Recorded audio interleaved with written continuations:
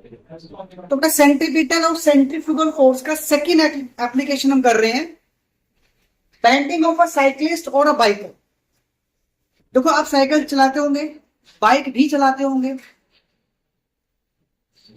तो आपने कभी कभार नोटिस किया होगा कि जब हम साइकिल या बाइक चलाते हैं और एक राउंड टर्न आ जाए, तो उस राउंड टर्न पे टर्न लेने के लिए हमें थोड़ा सा बाइक या साइकिल को बेंड करना होता है, राइट।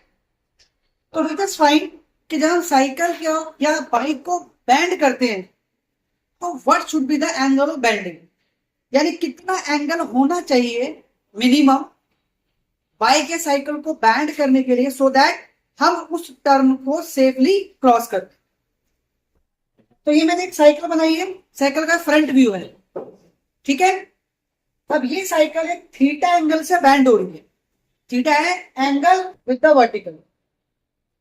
ये आपका कर्व रोड है जिसका रेडियस क्या है, आर है। Theta is angle of bending जो मैं फाइंड कर रहे हैं। अब इस साइकिल का या बाइक का कोई ना कोई सेंटर ऑफ मास होगा। सेंटर ऑफ मास कहां, जहां पर एक ऐसा पॉइंट है, एक ऐसा इमेजिनरी पॉइंट जहां पे उस पूरी बाइक या साइकिल का मास कंसंट्रेट है। तो हमने बोला ये सेंटर ऑफ मास है, तो यहां पर वेट आपका क्या हो गया, डायरेक्टेड डाउनवर्ड। तो यहां पर मास हो गया तो वेट हो गया डायरेक्टेड डाउनवर्ड। एम जी पूरी साइकिल का वेट है और उसके ऊपर जो साइकिलिस्ट है, दोनों को मिला के टोटल वेट कितना है, एम जी। ये साइकिल का सरफेस है, इस सरफेस में नॉर्मल ड्रॉ किया, नॉर्मल सरफेस पे क्या हो गया, परपेंडिकुलर हो गया। अब इस नॉर्मल को मैं रिजोल्व कर लिया, ये एंगल इस एंगल बैंडिंग के इक्वल हो गया, alternate and sorry corresponding angle है। ये थीटा तो ये हो गया आर कॉस थीटा, ये हो गया आर साइन थीटा। तो इस तरह से हमने डिफरेंट वेक्टर को रिजोल्व कर लिया है। अब ये जो साइकिल है ये राउंड टर्न ले चुकी है, यानी अपनी सर्कुलर मोशन को लीनियर मोशन में कन्वर्ट कर रही है। तो कौन सी फोर्स रहेगी इस पर, सेंट्रीफ्यूगल फोर्स। इधर सेंटर है, सेंट्रीफ्यूगल लगती है अवे फ्रॉम द सेंटर। तो डिफरेंट टाइप की फोर्सेस को मैंने डायग्राम में शो कर दिया। हम कंडीशन लेके चल रहे हैं in case of equilibrium. Equilibrium में क्या होगा, अपोजिट फोर्सेस क्या हो जाएगी, इक्वल। आर साइन थीटा का अपोजिट क्या है, m v square by r. So in case of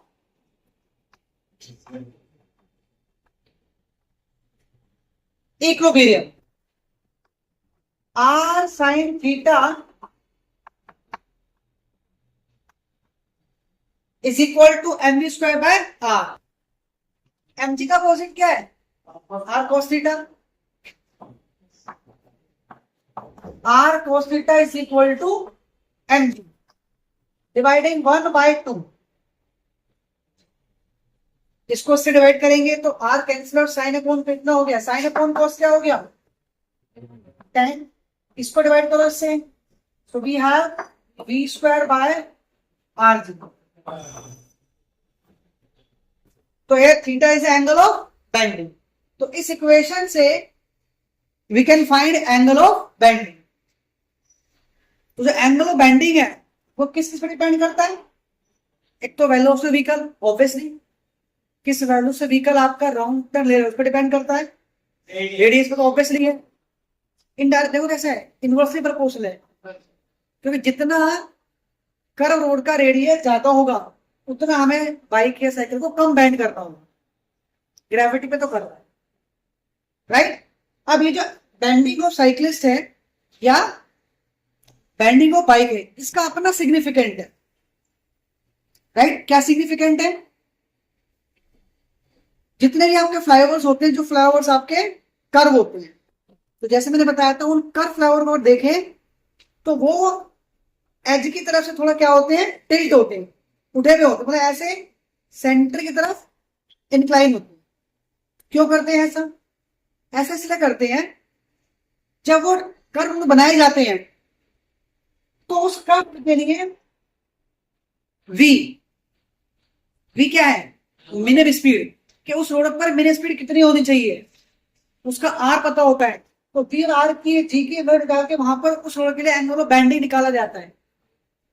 एक कैलकुलेशन करी जाती है कि इस रोड के लिए इतना एंगल ऑफ बेंडिंग होगा, यानी कोई भी बाइकर या साइकिल जब इस रोड का रोड पे आएगा तो वो अपनी बाइक या साइकिल को इस एंगल पर बैंड करेगा। लेकिन ऐसा कोई स्टैंडर्ड थोड़ी है, हर कोई अलग अलग तरीके से बैंड करता है।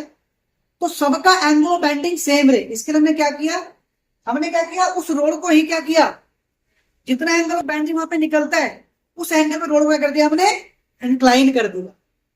अब इससे क्या फायदा हुआ, अब आपकी जो बाइक है साइकिल है, आपको उसको बैंड करने की जरूरत नहीं है, इट ऑटोमेटिकली बैंड, जो वो इंक्लिनेशन आ गया है उस पर ऑटोमेटिकली बैंड होगी और हर बाइक या साइकिल का एंगल ऑफ बेंडिंग कांस्टेंट होगा। इससे क्या होगा, it may prevent from the accident, accident के चांसेस कम हो जाएंगे। तो इसलिए उस रोड को इस तरह से टिल्ट किया जाता है ताकि हर व्हीकल का जो एंगल ऑफ बेंडिंग हो वो कांस्टेंट। क्लियर है?